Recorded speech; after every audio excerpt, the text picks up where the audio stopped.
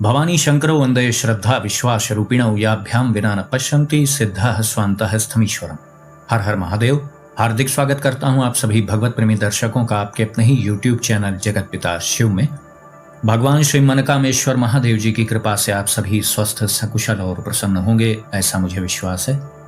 आज का प्रस्तुत वीडियो एक ऐसे विषय पर है जिससे संबंधित एक प्रश्न व्यक्तिगत रूप से किसी ने मुझसे पूछा था। उनका ये कहना था कि आजकल सोशल मीडिया पर अधिकांशतः धर्म के विरुद्ध बातें करने वाले वीडियोस आ रहे हैं। सनातन धर्म के स्थापित सिद्धांतों के बिल्कुल विपरीत बातें हो रही हैं। उनमें बहुत प्रकार के मजाक उड़ाने वाले वो AI के माध्यम से व्लॉग वगैरह भी बन रहे हैं, जिसमें कोई बंदर है या कोई अन्य जानवर है वो कुछ बोल रहा है। अब तो देखिए, अभिव्यक्ति की आज़ादी का यही सब परिणाम है, यही सब तो होगा ही। अभिव्यक्ति की स्वतंत्रता है तो फिर कुछ भी हो सकता है, कोई कुछ भी बोले दे रहा है आजकल। यद्यपि बोलने का अधिकार सबको है, लेकिन अपनी सीमा का ज्ञान सबको होना चाहिए। सनातन धर्म में तो तर्क वितर्क का सदैव स्थान रहा है। आपको भगवान शिव जी से संबंधित कोई प्रश्न है या अन्य कोई भी देवी देवता से संबंधित आपके मन में प्रश्न है तो आप प्रश्न रखें। आप उसके उत्तर से सहमत हो सकते हैं, असहमत हो सकते हैं, ये सब बहुत अच्छी बात है, ये स्वस्थ परंपरा है। लेकिन जब आप सीमा उल्लंघन कर दें, प्रश्न करने की बजाय, आपको कोई जिज्ञासा है उसे मिटाने की बजाय आप अपने ही सिद्धांत बखान करने लग जाएं, तो फिर अगला व्यक्ति भी तो आपकी कसौटी कर लेगा। तब क्या करेंगे आप? अभिव्यक्ति की स्वतंत्रता केवल आपके ही पास थोड़ी है। खैर, तो उनका प्रश्न ये था कि आजकल ऐसा क्यों हो रहा है, आजकल क्यों अधिकांश लोग एथिस्ट बन रहे हैं, नास्तिक हो रहे हैं कुछ लोग। आप सबको याद होगा, बहुत पहले मैंने वीडियो में कहा था कि आजकल लोग कह रहे हैं कि बहुत पूजा पाठ का माहौल है, बड़ी कथाएं हो रही, बड़ा धर्ममय माहौल दिख रहा है। तो मैंने वीडियो में एक बात कही थी कि ऐसा नहीं है। बात असल में ये है, कलिकाल में 3 चरण पाप के हैं, 1 चरण पुण्य का है। तो कलिकाल में वृद्धि तो अधर्म की ही होनी है, धर्म की कहां से होगी। अब चूंकि अधर्म की कालिमा और गहरी होती जा रही है, तो उसके सापेक्ष जो धर्म है वह प्रकाशित दिखाई दे रहा है। मैंने एक उदाहरण भी दिया था कि यदि कमरे में खूब लाइट जल रही हो तो आप मोमबत्ती जलाएं तो उसका क्या प्रभाव दिखाई देगा। लेकिन जब कमरे में बिल्कुल अंधेरा हो, प्रकाश की एक भी किरण न हो, तब आप मोमबत्ती जलाएंगे तो वह विशेष रूप से प्रकाशित आपको दिखाई देगी। तो वही स्थिति है, बढ़ अधर्म ही रहा है, बस धर्म उसके सापेक्ष प्रकाशित आपको दिख रहा है, क्योंकि वो बिल्कुल अलग आपको दिखाई दे रहा है और उसके लक्षण दिखने भी तो लग गए हैं। देखिए, ये प्रश्न जिन्होंने किया तो ये इसी का तो प्रमाण है। उनको भी तो ये अनुभव हो रहा है और आप सबको भी ऐसा लग रहा होगा कि आजकल धर्म के विरुद्ध बहुत बातें हो रही हैं। देखिए, बात के और मूल में जाइए। किसी व्यक्ति के कारण ये सब नहीं हो रहा है, कोई व्यक्ति इसका दोषी नहीं है। बात के मूल में जाएंगे तो आपको पता चलेगा कि कलिकाल में 4 चरण हैं, तो 3 चरण तो पाप का है, 1 चरण पुण्य का है, धर्म का। तो धर्म का अस्तित्व तो अंतिम समय तक रहेगा, चाहे 1 चरण में ही रहे। बीज रूप से धर्म सदैव उपस्थित रहता है, बस इतना है कि उसके सापेक्ष पाप वृत्ति अधिक बढ़ जाती है। ये बात सत्य है कि जब किसी साधक के सामने, जो कि अपने इष्ट के प्रति समर्पित है, जब उसके सामने ऐसी बातें आएंगी कि उसमें उसके इष्ट का अपमान हो, उसके धर्म का अपमान किया जाए, तो वह दुखी होगा, विचलित होगा। तो आपको यहाँ पर छोटा सा यह विचार करना चाहिए कि भौतिक जगत में व्यक्ति वस्तु स्थान जितने हैं, वो क्या सब हमारी साधना के सहयोगी हैं? क्या उसके समर्थन में खड़े हैं? क्या दुनिया के सभी व्यक्ति हमारी साधना में सहयोग दे रहे हैं? जैसे विषय भोगों के प्रति आकृष्ट होकर के हम अपनी साधना से विमुख होने लगते हैं, उसी प्रकार से कुछ ऐसे व्यक्ति भी हैं जो आपको आपके लक्ष्य की ओर नहीं बढ़ने देना चाहते हैं। यही तो वो चाह रहे हैं ना कि ये बातें सुन करके आप विचलित हो जाएं, आपकी निष्ठा में फर्क आ जाए, अश्रद्धा बढ़ जाए आपके भीतर। यही वो चाह रहे हैं। यही हो गया तो फिर वो तो सफल हो गए। जब भी कोई आप व्यर्थ की बातें, तथ्यहीन बातें, असत्य बातें, मनगढ़ंत बातें सुने, तो किसी विद्वान के द्वारा उसकी कसौटी करा लें, तो आपके मन का भ्रम तुरंत दूर हो जाएगा। कोई न मिले तो आप स्वयं अपने विवेक का प्रयोग करिए। अब इन धूर्त और नास्तिक प्रवृत्ति के व्यक्तियों की आप बात करें तो एक उदाहरण मैं दे रहा हूं। ये 2 तर्क बहुत देते हैं और दोनों परस्पर विरोधी तर्क हैं। एक तर्क ये रहता है इनका कि समस्त शास्त्र जो है वो ब्राह्मणों ने रचा है, इसीलिए अपने हित की बातें उसमें लिखी। जबकि शास्त्रों को गहराई से आप पढ़ेंगे तो पता चलेगा कि सबसे कठोर नियम तो ब्राह्मणों के बालकों के लिए बनाए गए हैं। पढ़ के देख ले कोई, ये लोग भी जानते हैं ना कि ये लोग पढ़ेंगे हैं नहीं, बोल दो जो बोलना है बस। और आजकल तो वैसे भी एक प्रथा चल गई, कुछ भी बोल दो, फिर जब लोग उसका विरोध करने लगेंगे तो आप ये बोल दीजिए कि ये तो जलन में ऐसा कर रहे हैं, ये तो ईर्ष्या में ऐसा कर रहे हैं। मतलब अब सच और झूठ का कोई अंतर नहीं रह गया है। अब बात घूम फिर के वहीं आ गई है कि किसके पास संख्या बल अधिक है, वही सत्य है। अभी कोई एक बात आप बोल दीजिए तो उसी के पक्ष में कुछ लोग खड़े हो जाएंगे और उसी के विपक्ष में कुछ लोग खड़े हो जाएंगे। हाँ, तो वो दो बातें मैं बता रहा था जो नए नए आजकल जो नास्तिक बने हैं वो लोग करते हैं। पहली बात कि समस्त शास्त्र जो है वो ब्राह्मणों ने रचे हैं, जिसमें अपने हित की बातें उन्होंने कही। और दूसरी बात फिर वही लोग कहते हैं कि वेदव्यास जी तो ब्राह्मण ही नहीं थे, सबसे बड़े कथावाचक सूत जी तो ब्राह्मण ही नहीं थे। अब बताइए इनकी पहली बात सत्य है या दूसरी बात सत्य है? तो इसीलिए आप जान लें, षड्यंत्रकारी जो व्यक्ति है वह बुद्धिमान भी हो या आवश्यक थोड़ी होता है। तो इस प्रकार की बातों से साधकों को विचलित नहीं होना चाहिए। जो दृढ़ रूप से अपने इष्ट के प्रति समर्पित है वह इन प्रकार की व्यर्थ बातों से विचलित नहीं होता है। अब ऐसे तो आपको कोई भी फिर पूछ लेगा कि भगवान शिव हैं कि नहीं, इसका प्रमाण दो। फिर तो इसके दो रास्ते हैं ना, कि आप या तो भाई इतने योग्य बन जाएं कि उसे जवाब दे दें, फिर तुरंत हिसाब कर दें उसका, या तो साधना में इतनी दृढ़ प्रवृत्ति आपकी रहे कि कोई कुछ भी बोलता रहे, मुझे कोई फर्क ही नहीं पड़ रहा है। बहिर्मुखता जितनी अधिक रहेगी तो ये बाह्य विषय आपको प्रभावित करते रहेंगे।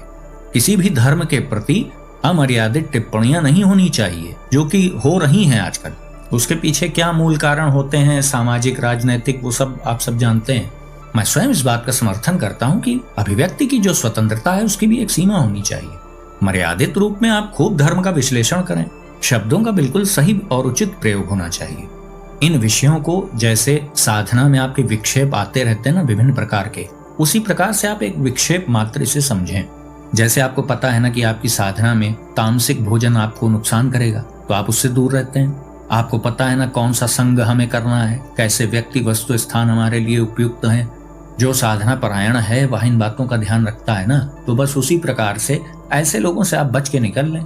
या तो उतनी योग्यता फिर विकसित कर लें कि तुरंत फौरन उनका हिसाब उसी समय कर दें, तुरंत जवाब दे दें। आप मुझसे यदि कोई प्रश्न करे कि भगवान है कि नहीं, उसका प्रमाण दो, तो मैं तो सबसे पहले यही कह दूंगा कि आप यह प्रश्न कर रहे हैं, सबसे बड़ा प्रमाण तो यही है कि प्रभु हैं, स्वामी इस जगत का कोई तो है। अंतिम स्वामी निराकार ही है, यह भी सत्य है। वह निराकार पर ब्रह्म किसी आकार में बंधा हुआ नहीं है, लेकिन उसके बाद की सभी रचनाएं दृश्यमान हैं। अब जो ये प्रश्न कर रहा है कि भगवान हैं कि नहीं, इसका प्रमाण दो, उसे यह पता ही नहीं है कि भगवान के होने न होने को आप जानेंगे कैसे? इस मन के द्वारा। ये जो मन बुद्धि चित्त अहंकार है, जो अंतःकरण है आपका, इसके माध्यम से आप प्रभु को जान पाएंगे। जो मन बुद्धि से परे हैं उनको आप जान लेंगे। जब तक उस स्तर का अंतःकरण आप नहीं बनाएंगे तो प्रभु के होने का अनुभव आप कैसे कर सकते हैं? निर्धारित प्रक्रिया को अपनाएं तो आपको पता चल जाएगा कि प्रभु हैं कि नहीं है। शास्त्रों में आप पढ़े ना, बहुत से ऐसे लोग रहे हैं जो प्रभु को बिल्कुल नहीं मानते थे और बाद में ऐसा हुआ कि प्रभु के अतिरिक्त उन्हें और कुछ दिखाई ही नहीं देता, फिर यह स्थिति भी हो गई।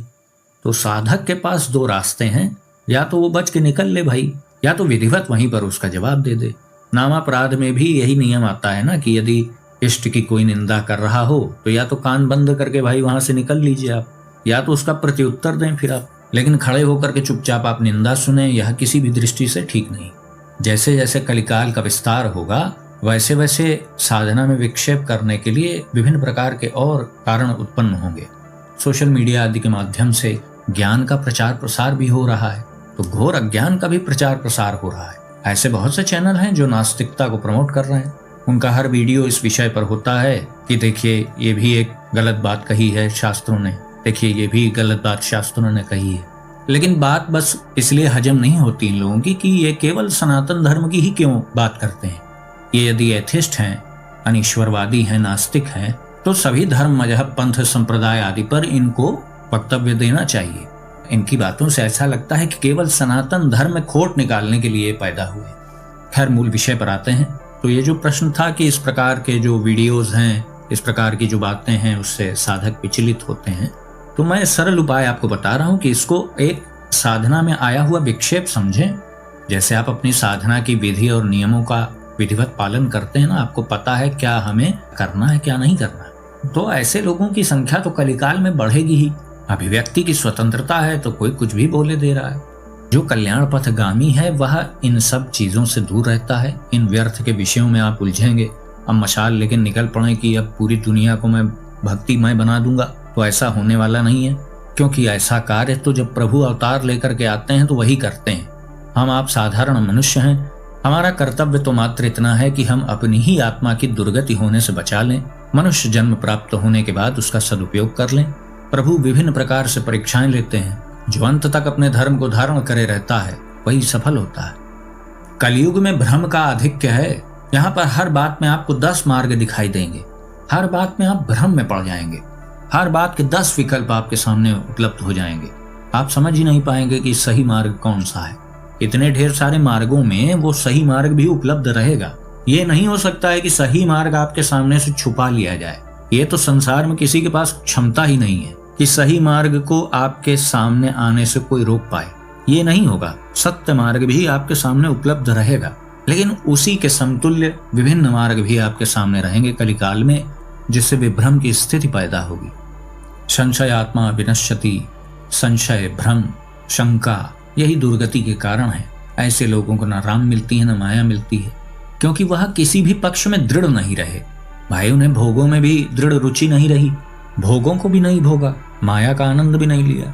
मृत्यु के पश्चात उस योग्य कर्म नहीं थे कि प्रभु प्राप्त होते आपको। तो संशय और भ्रम से सदैव बचना चाहिए। अपने इष्ट के प्रति आप दृढ़ रहें, निष्ठावान रहें, पूर्णतः समर्पित रहें। प्रभु स्वयं आपको अपने होने का अनुभव करा देंगे। फिर कोई भी जब बोलेगा आपके सामने कि प्रभु होते हैं कि नहीं होते हैं, तो बस आपको हंसी आएगी अंदर से। इसको बिल्कुल स्पष्ट जान लीजिए। भाई ये समझने वाली बात है। ये वैसी ही बात है कि हम भोजन न करें और हमारा पेट भर जाए। जो लोग ये कहते हैं कि प्रभु हैं कि नहीं इसका प्रमाण दो, तो वो यही बस कह रहे हैं कि मेरा पेट भरवा दो और मैं भोजन नहीं करूंगा। भाई प्रश्न करने से थोड़ी इसका उत्तर मिलता है। निर्धारित मार्ग पे चलिए, अच्छा अभ्यास करेंगे तो पता चल जाएगा क्या होता है। दुनिया के लोग मूर्ख थोड़ी हैं कि जो लंबे लंबे समय से बाल्यकाल से प्रभु की साधना कर रहे हैं, उनकी शरण में हैं, भक्ति में तत्पर हैं। बस अंतर इतना है कि आप श्रद्धावान नहीं हैं और उस वस्तु को श्रद्धा और विश्वास के द्वारा ही जाना जा सकता है। हर वीडियो के पहले ही मैं इसीलिए बोल देता हूँ, इतना महत्वपूर्ण श्लोक जो अधिकांश दर्शकों को कंठस्थ भी हो जाना चाहिए अब तक। भवानी शंकरो वंदे श्रद्धा विश्वास रूपिणो याभ्याम बिना न पश्यन्ति सिद्धः स्वान्तः स्थमीश्वरम। श्रद्धा और विश्वास के बिना याभ्याम बिना न पश्यन्ति, प्रभु को जान पाना संभव नहीं है।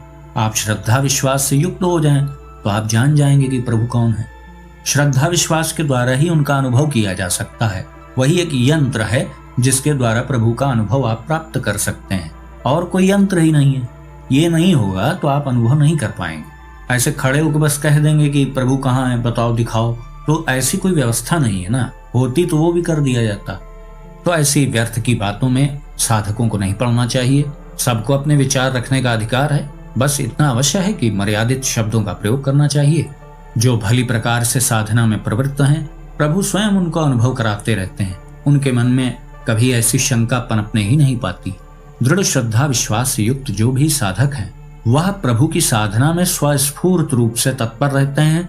वह इस बात के आकांक्षी नहीं रहते कि बाहर ऐसा बिल्कुल वातावरण हो जाए कि साधना के लिए अनुकूल माहौल हो जाए, हर व्यक्ति वस्तु स्थान हमारे अनुकूल हो जाए, ऐसी वह आकांक्षा भी नहीं रखते।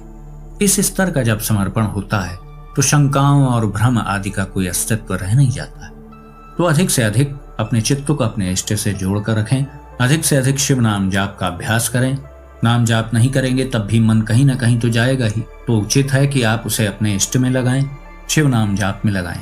तो आज का वीडियो हम यहीं समाप्त करते हैं। आशा करता हूं जो भी जानकारी आपको दी गई वो आपको अच्छी लगी होगी। यदि वीडियो आपको पसंद आया तो इसे लाइक करें, अपने मित्रों बंधु बांधवों के साथ शेयर करें। यदि आप इस चैनल पर पहली बार आए हैं तो कृपया इस चैनल को भी सब्सक्राइब करें।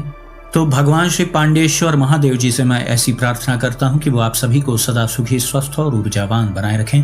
मिलते हैं अगले वीडियो में एक नई जानकारी के साथ। तब तक के लिए आप सभी भगवत प्रेमी भक्तों को हर हर महादेव।